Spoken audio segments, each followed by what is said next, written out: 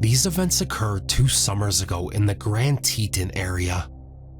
My boyfriend at the time, now husband, let's call him H, was an avid outdoorsman and also served in the military. I was an ecology major and wanted to spend more time outdoors, so he decided to take me on my first backpack, just the 2 of us. For those who aren't familiar, the Grand Tetons are well known for their wildlife, specifically grizzly bears. My only experience with bears up to this point was watching a little black bear cross the road from the safety of my car. Seeing grizzly country signs around every corner wasn't doing much to calm my nerves. This is the first incident.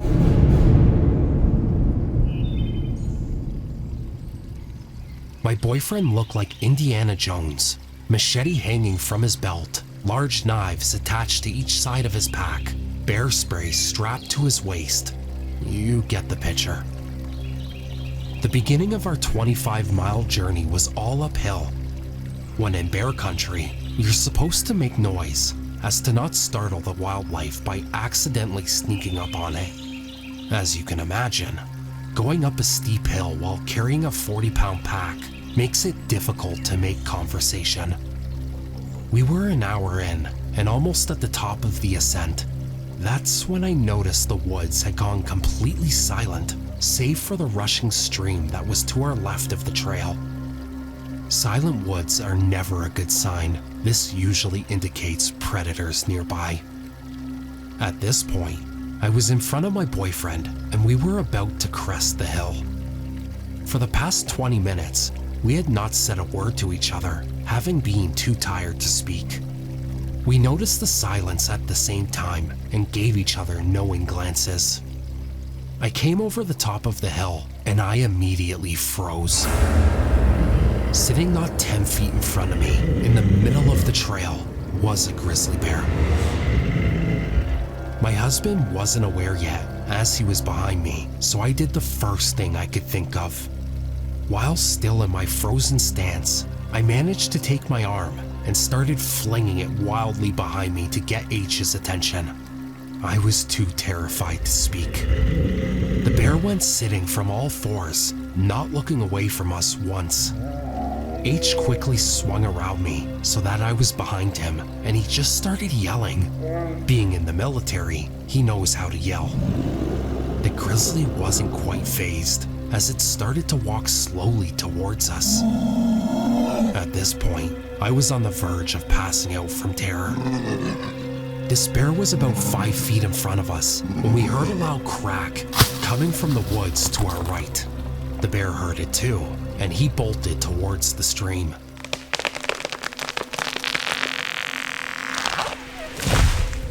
A second crack, this time much closer than before. That's when H said, "It's probably just some fallen branches," but we both knew that wasn't the case. At this point, we were walking quickly up the trail in an attempt to create some distance from the grizzly and those strange noises. I felt the hairs on the back of my neck stand straight up, and at that same moment, H stopped moving in front of me. He turned around to look at me, and I turned to look behind me. To this day, we're not sure what we saw. Back where we were standing was a large, black-brown mass. It looked to be 3 times bigger than the already large grizzly that we had just seen moments before. Its back was facing us, and then it stood on its back legs.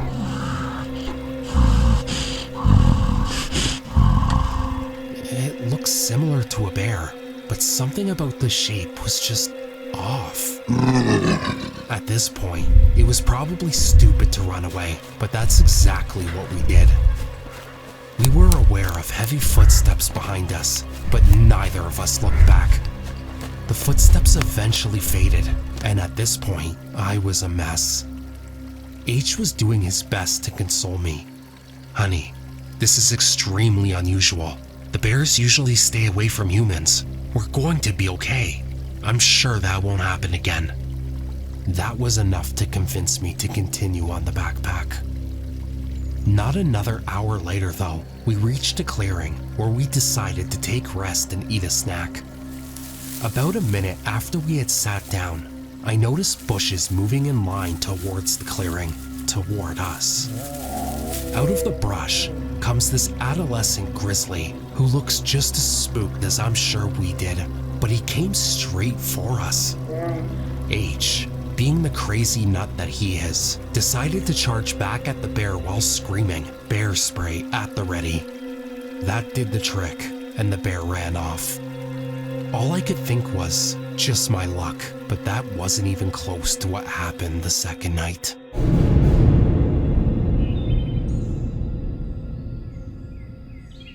Before we began our backpack, we had to let the ranger station know which trails we planned to take. With this information, they usually send a ranger on horseback at some point during the backpack to make sure everything is okay. There were not many approved trails left for us to choose from, and it was just our luck that they were the most difficult. Apparently, over the 3 days we were on those trails, we had been the sole hikers. We didn't see a single other person once we were en route. Anyway, I guess we missed the ranger who came to check on us. We had been following hoof prints the entire second day, and we hadn't seen any the day before. I had some foot problems, so we spent valuable daylight trying to adjust my boot, laces, socks to compensate for the pain. When we started on the trail again, we had maybe an hour or two of daylight left, and in the woods, it gets dark fast. I was exhausted. It was now dark out, and H was the only one with a working headlamp, as mine wouldn't even turn on for some reason. We needed to find somewhere to set up camp, as we still needed to eat. It was freezing, and the wind was blowing. It was creating a howling sound as it rushed through the trees, which made it difficult to hear H or hear any other sounds coming from the woods. After another hour of hiking through the dark, we found a clearing. Well, it was more like a bowl. It looked to be about 200 meters in diameter, with the sides being 10 meters down from the trail to the bottom of the clearing. This place was strange, and we both felt it, though he didn't tell me how freaked out he was till after we had left. There was no moonlight, so all we had was this illumination from his headlamp, our small camp stove, and the flashlight that I fished from my backpack. Half of the trees were dead and fallen, just in the bowl. The vegetation everywhere else was very dense. To help alleviate my anxiousness, he started playing Ninja Sex Party out of his portable speaker. This didn't help much, as it just echoed off the trees, creating a dissonance of sounds. He also thought it would ward off any predators nearby. This is when we knew our anxiousness wasn't paranoia. The silence was back. There hadn't been a single bird chirp since we arrived at the clearing. It also may have had to do with the obnoxious music, but because of our previous experience, we decided to turn off the music and head into the tent. As soon as we were situated in our sleeping bags, we heard deep cracks and thuds echoing from beyond the tree line. Was it falling trees? There had been a lot of wildfires and very little rain this season. We both froze. That sound wasn't an echo. It came from inside the clearing. Definitely not a falling tree.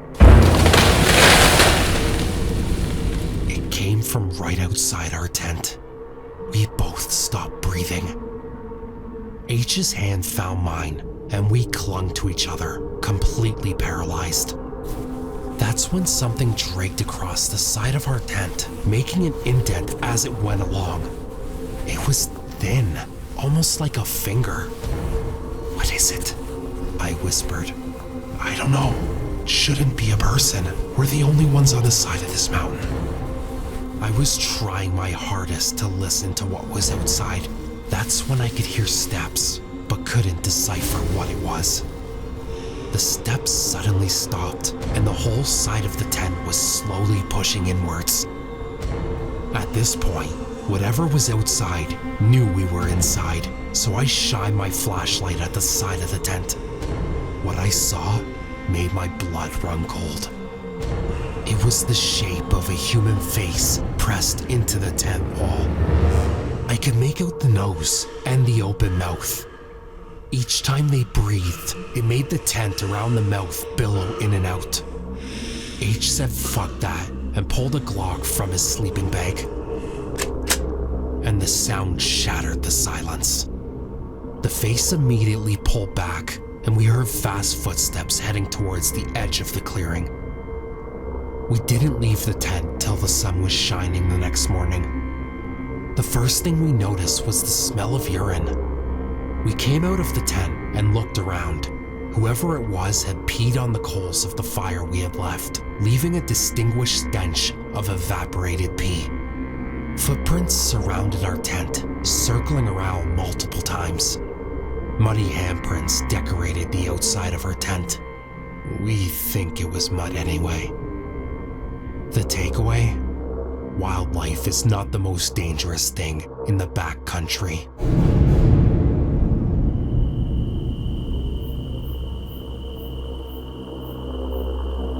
Red River Gorge is a beautiful and huge park full of wildlife, rock climbing, waterfalls, dense forest, gorges, and beautiful views. This is a place that feels truly isolated, disconnected from the rest of the world. One fall evening, my boyfriend Dee and I decided to go camping at the Gorge. We found a campground that was as backwoods as possible. Sites were spread far from each other. Our site was on the edge of a very steep drop-off. We arrived at sunset and quickly got to setting up camp. By the time we were fully set up, the sun had set and we began to make a fire. About 20 minutes into relaxing by the fire, we began to hear howling that didn't sound too far away. We were both freaked out by the realization that there were wolves nearby, but we tried not to overreact and continued to sit by the fire. 10 minutes later, I started to hear a faint yelling about 15 feet away, and it was past the cliff's edge. I told Dee to be quiet, and we both froze out of fear. A woman was screaming now. I couldn't make out any words at that point, but it was a deep, guttural shriek, a noise that I have never heard a person make in real life. That's when I heard it.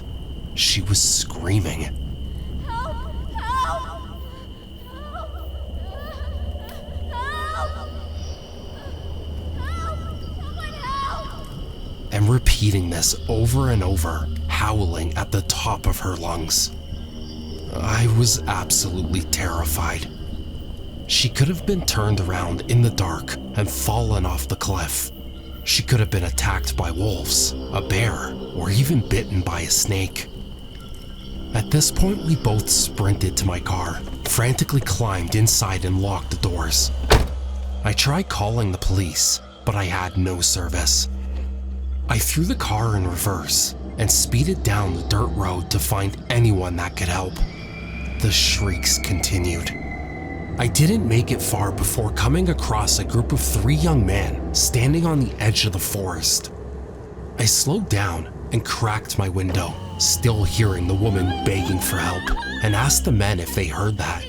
How could they not hear that? No! No! I told them I heard a woman crying for help in the forest, and that's when 2 of them went sprinting into the darkness of the forest without questioning me any further.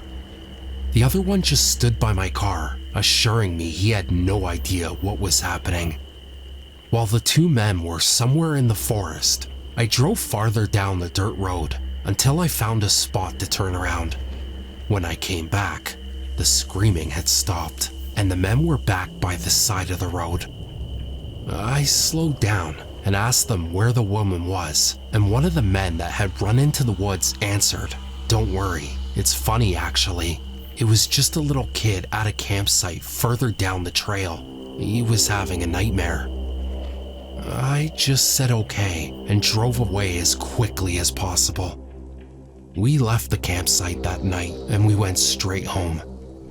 Once out of the woods, we called the local police station multiple times with no answer. I know it wasn't a child. I have never heard such primal, fearful screams in my life. It truly makes my skin crawl and my heart races just thinking about it. What did those men get away with that night? What was I a witness to?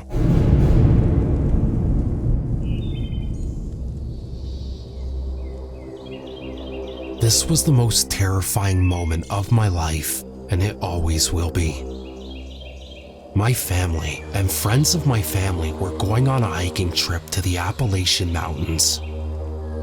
We had rented cabins at a camping site and had arranged certain paths to follow each day of our trip, which was about 4 days long, and we would walk each day. The first 3 days went great. We saw wildlife, had a good time, and talked a lot. But on the 4th day, we were taking a trail that was more secluded and overgrown than the others. We were walking for about 30 minutes when I was hit with the overwhelming feeling of uneasiness. The feeling just stayed there no matter how hard I tried to beat it back, and everyone else on the hike denies this. I began to hear singing in a language that I have never heard before. It was like the singing described in the myth of the sirens, sweet and enchanting, yet the music invoked a feeling of fear down to my bones. Everyone else seemed completely oblivious to it. I tried telling my dad that something was wrong, but he told me I was probably just tired and that we would stop soon. So about 5 minutes later, and the singing just keeps getting louder and my heart was racing. We had stopped to rest and to eat something as well. I wish with all my heart that we hadn't stopped. About 2 minutes into our little rest, the singing is still getting progressively louder, but my nerves have settled slightly. That's when everything falls silent. Everyone in our group, it was about 12 people, suddenly turns to the trees to our left. A figure, tall and in a black cloak, was barely visible between the trees. It was a woman, much taller than normal people are, with pure white hair flowing out of her hood. Her head is down, but her face is still slightly visible. All I can make out is that her skin is very pale yellow, like old paper. As we watch, she just stalks closer to our group, finally stopping right at the edge of the trees. That's when she looks up, and I swear to God, as long as I live, I will never forget her face. Her eyes are completely white, with no pupils or irises visible. She had a thin pointed nose and had a mouth with lips that were stained red. I really don't want to know why. She stares at us for a moment and then smiles. It was absolutely horrifying. She had no teeth and her eyes began to shine. Then she begins to talk. She had a horrible, scratchy, high-pitched voice and said, "Leave this place while you still can. I'll be watching you. Don't try anything." That's when I blink and she's gone. Everyone is silent. This is my first time telling this story to anyone else who didn't experience this with me, and I've never discussed it with anyone who did experience this with me. It just feels good to share this experience with someone.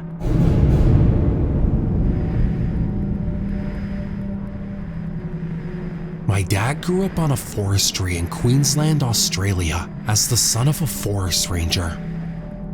My whole life, we've spent a lot of time in that forest, camping and driving through parts of the forestry that only rangers would travel, and only occasionally. One place that Dad loved to take us was a little farm in the middle of the forest that was impossible to find if you didn't know your way.